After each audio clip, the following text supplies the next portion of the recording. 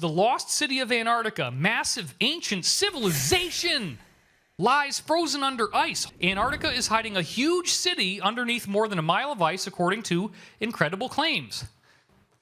They talk about the Piri-Reis map, and they say, look, it's got the subglacial topography of Antarctica before they were supposed to know what it was. Under the ice, about 2 miles under the ice, there's a huge industrial complex. Buildings all over the place. It looked very industrial, with smoke coming out of them, steam coming out of them, very human looking. And there were giant submarines under the ice that had popped up that were the size of, I guess, the giant ships that carry the big shipping containers. It was huge, and I saw these submarines being unloaded with giant cranes that were reaching in the top that rolled back and pulling out these giant containers. You got these triangular craft down there, all kinds of excavations going on. You know, there's people down there that went missing for 2 weeks back in the 90s, and now these people are missing and haven't been found yet. Maybe there's a correlation there. The U.S. government said it will seek to block the airing of a video found by Navy rescuers in Antarctica that purportedly reveals that a massive archaeological dig is underway 2 miles beneath the ice. So while the Allied powers invaded Europe, the Nazis basically took a lot of their advanced R&D, research and development, and brought it down to Antarctica. They already had a strong presence in South America here, so they started developing bases in Antarctica. Because what's amazing is that under the ice, there's actually caverns, tunnel systems. I, for example, have been to Antarctica. I have seen the Nazi base. Where's that in history books? How does that work? I was there. They brought me in because of the bioluminescence. They wanted to know how the light was worked down there. It's a cavern below the hot springs, probably a mile high with clouds, weather. And there's a Nazi base. Yes, it'll hold 19 submarines. Oh, what's that over there? That is a 14th century Viking base. They've been there in Antarctica for many centuries. We went over this sort of a bay of warmer water that was lapping the shores next to this industrial area I saw. And instead of flying in the direction I thought we were, we went straight down the way that these submarines came from. And we ended up entering this large rift system that is the West Antarctic Rift system or something like that. And we went very deep underground and traveled through this rift system that had been tunneled out by some ancient alien race that allowed you to travel from Antarctica all the way up to Central America and the southern and southwestern parts of the United States, all completely underwater. We were verbally told we couldn't say anything, to forget about it, but I never signed the non-disclosure of anything that I did while I was serving in the Navy. In Antarctica. In Antarctica, yes. Giants that have been in hibernation in stasis chambers for thousands of years are awakening and are being sought out by elite military forces, according to several independent sources. A team led by geologist Scott Amundsen of Wyoming State University came across the rubble of a stone building, roughly the size of Rome's ancient amphitheater. The beings that have been found under the ice are mummified. This is actually a real mummy. Not one of the pre-Adamites, obviously, but this is kind of what you're going to see that they look like. They're removing the bodies of what's called the pre-Adamites. Pre-Adamites were the species built before us, genetically engineered before us. They have a much longer skull. Sometimes the skull goes straight back, kind of like Nefertiti, and other times it flattens out, kind of widens to the back, much like the Greys type of skull. And they're taller. And they have a funny body because they have a longer or more vertebrae in their backbone. So it's kind of long. And then they got the little pot belly. The way Akhenaten is portrayed in the images from Egypt, they have those type of bodies. So that's what they're finding down there. These beings, there's also giants down there and dinosaurs that were flash frozen. The mastodons, I understand, are 3 times the size of an elephant, and they were flash frozen.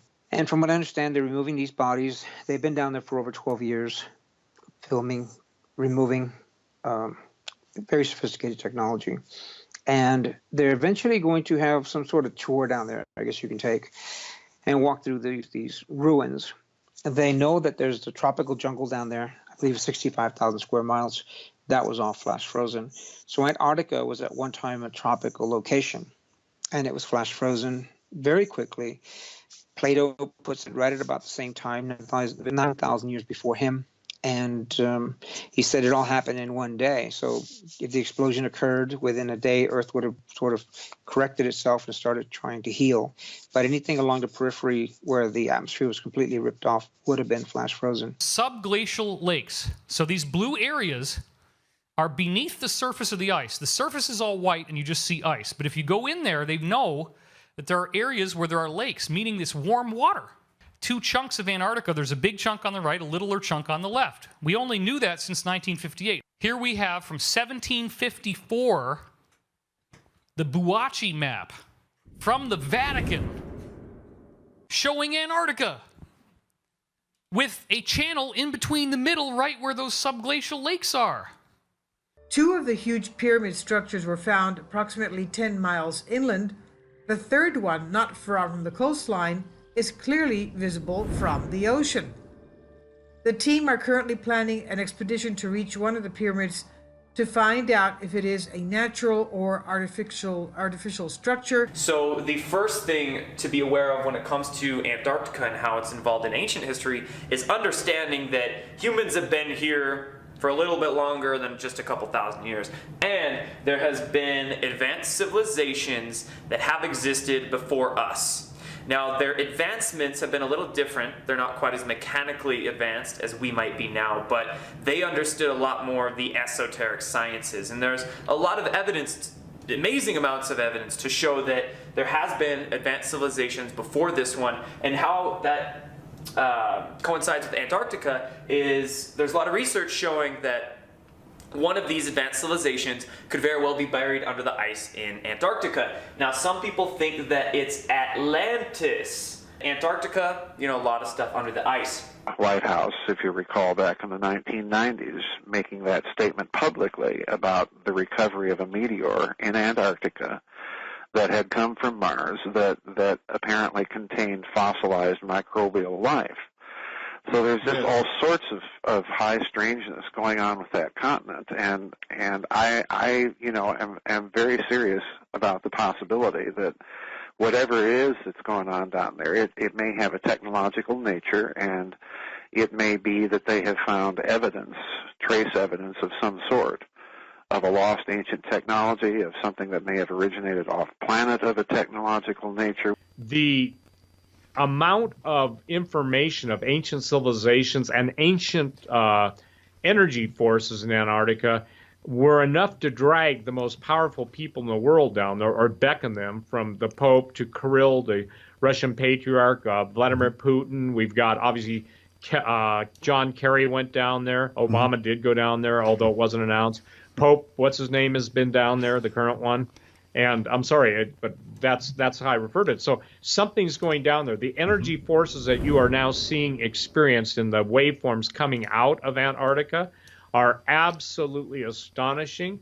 It's like if somebody turned on a transmitter that's been dormant for all these years. I've talked to people that have been beneath the ice. They talk about a tropical paradise. Here's this huge hole in the ice, almost like a cave entrance, but it was large enough that you could fly a C-130 into it, a hole that went down. We were told not to fly that area, but we continued our mission and picked up our medical emergency and turned around and had to come back to South Pole to refuel. And when we got close to that air sampling again, we were told, deviate this way so many miles and then turn back on course. It makes you wonder, it's like, okay, so what is our government and other governments doing that we don't know about that's going on down there? I received an email from a retired 60-year-old U.S. Navy petty officer, first-class flight engineer. He asked me to only call him Brian to protect him because he works in an aerospace company today. He entered the U.S. Navy in 1977 and retired 20 years later in 1997 from the military. He and his C-130 crew encountered high strangeness in Antarctica from 1995 to 1996. Several times, they all saw rapidly moving silver discs over the trans-Antarctic mountains. Brian and his crew also saw a huge hole in the ice, only about 5 to 10 miles from the geographic South Pole, that was supposed to be a no-fly zone. But during an emergency medevac crisis, to speed up their trip, they flew across that no-fly zone and saw apparently what they were not supposed to see. Later at camp near Marie Birdland, some dozen scientists disappeared for 2 weeks. When they reappeared, Brian's flight crew was assigned to pick them up, and all were silent and appeared scared. Brian and his C-130 crew received orders to not talk about the silver discs or the huge ice hole or the missing scared scientists. Repeatedly, the crew was sternly told that they did not see what they kept seeing. We've had Patriarch Kirill III, the Patriarch of Moscow, go to Antarctica. The story was he went down there to bless, the Orthodox chapel for the Russians there. Well, any bishop can do this, It's sending the Patriarch is like sending the Pope, to Antarctica. And then that was followed up by the visit of John Kerry, the Secretary of State, and Buzz Aldrin. Yeah. Well, this is exactly my thinking. Something obviously is going on in Antarctica. I mean, with Kirill III and Secretary Kerry and Buzz Aldrin going down there within a matter of weeks of each other. Clearly something is going on down there. And, the way I look at it is if you're going to have a Black Projects world, the perfect place to park some of that stuff is going to be in Antarctica because access to that continent is very limited. It's very restricted. The nations that have a presence there guard whatever it is they're doing there very, very closely. Something of a technological defense-related nature is going on that continent.